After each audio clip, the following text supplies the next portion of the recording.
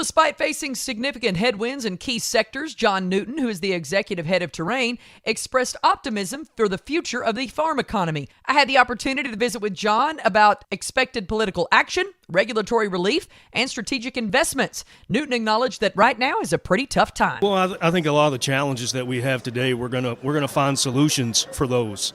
I'm confident that the president is going to get an agreement with China. It might still take a while. I think that's why he made the announcement today that he's going to provide some support to farmers, recognizing he may need a longer runway to negotiate.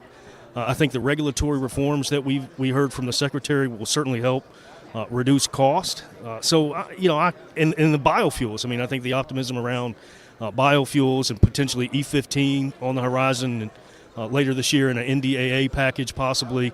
There are a lot of things to be optimistic on. Farmers are used to dealing with adversity. There's no question that we're in a tough time right now, but I think this administration and this Secretary of Agriculture is going to exercise every tool in the toolbox that she has and that the administration has to help the farm economy. Well, you spoke of optimism. Today we heard no direct payments for cattle producers. That made a lot of folks happy.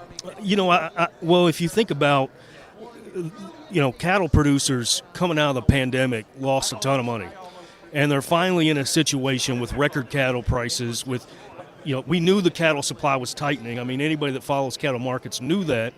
So they're finally in a position where they can rebuild some of that lost working capital from a few years ago. So I think anything that would potentially result in lower cattle prices would not have landed well in farm country.